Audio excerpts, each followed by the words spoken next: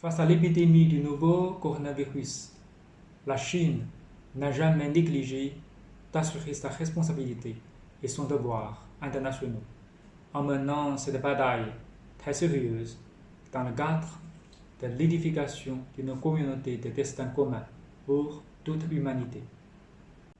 Nous avons travaillé en étroite collaboration avec l'Organisation mondiale de la santé en publiant des informations d'une manière ouverte et transparente, en identifiant l'agent pathogène en un temps record et partageant la séquence de génome en temps opportun avec l'OMS et d'autres pays.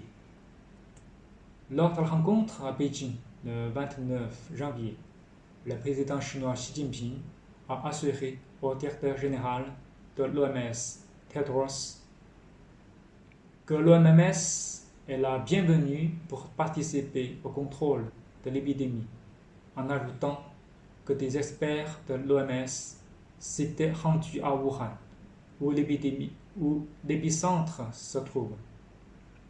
M. Tedros a saisi cette occasion pour saluer la détermination politique du gouvernement chinois, en soulignant que les mesures opportunes et efficaces prises par la Chine protègent non seulement son peuple, mais aussi ceux du monde entier.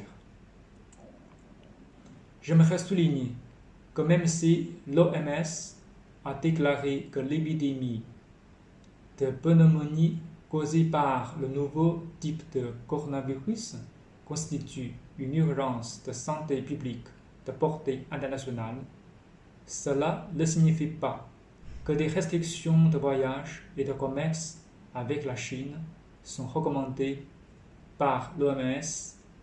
Par contre, son directeur général, M. Tedros, a déclaré qu'il s'oppose même à ces restrictions lors d'une rencontre de presse.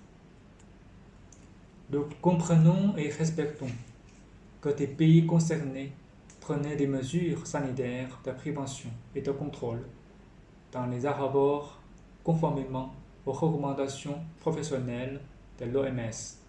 Par exemple, le remplissement des formulaires de déclaration de l'état de santé, la détection de la température, la mise en quarantaine des cas suspects.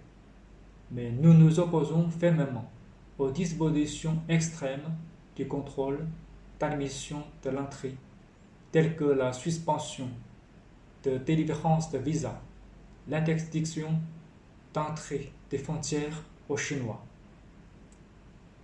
Nous sommes toujours ouverts au soutien précieux accordé par des partenaires du monde entier, des gouvernements et des entreprises du Pakistan, du Japon, de la Corée du Sud, de Turquie, de la France, de l'Allemagne et d'autres pays du monde ont déjà donné un coup de main en matière de matériel et de ressources humaines au peuple chinois. Nous y sommes reconnaissants du fond du cœur. À cet effet, je tiens à exprimer mes remerciements les plus sincères à son Excellence M. Alassane Ouattara, président de la République de Côte d'Ivoire, et bien d'autres personnalités ivoiriennes qui ont exprimé leur soutien aux efforts déployés par le gouvernement et le peuple chinois contre le virus et leurs condoléances aux victimes. Je vous assure que le gouvernement central et les gouvernements locaux de Chine attachent une attention particulière aux étudiants et ressortissants étrangers, dont les Ivoiriens qui vivent en Chine, et feront de leur mieux pour assurer la sécurité et la santé de ceux-là. Je garde un contact étroit avec son Excellence M. Adama Dosso, ambassadeur de Côte d'Ivoire en Chine, qui m'a informé aujourd'hui qu'aucun ressortissant ivoirien n'a été contaminé par virus ni été constaté comme cas suspect. Le gouvernement, les entreprises et les ressortissants chinois ont pris plein de mesures pour réduire le risque de propagation de virus vers l'extérieur. Les contrôles sanitaires sont bien renforcés dans les gares ferroviaires et les aéroports. Les personnes qui partent à l'étranger ou viennent en Chine devraient forcément se présenter au contrôle s'ils présentent les symptômes de fièvre, de toux et de respiration difficile. Et à compter du lundi 27 janvier, les agences de voyage chinoises ne pourront plus vendre de réservations d'hôtels ni de séjours à des groupes. Justement, grâce à ces mesures, les cas confirmés constatés en dehors de la Chine ne constituent que 1% de ceux du monde. Et jusqu'à maintenant, un seul cas mort a été enregistré en dehors de la Chine.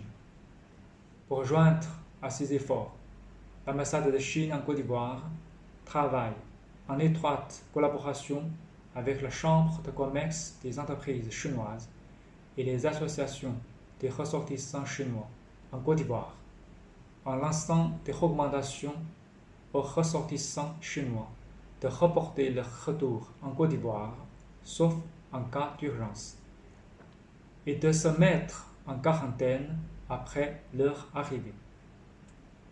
Bien que l'épidémie du nouveau coronavirus se propage d'une manière préoccupante en Chine et les cas de contamination sont assez nombreux, nous n'avons aucune raison d'être en panique si nous faisons des comparaisons avec d'autres épidémies causées par des virus cousins de coronavirus.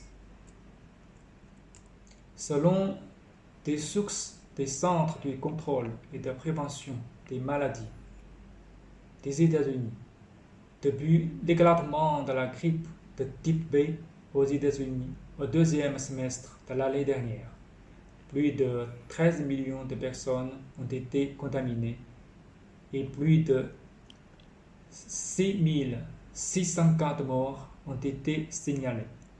À cela s'ajoute la grippe saisonnière qui ont causé 650 000 morts chaque année dans le monde, selon l'OMS.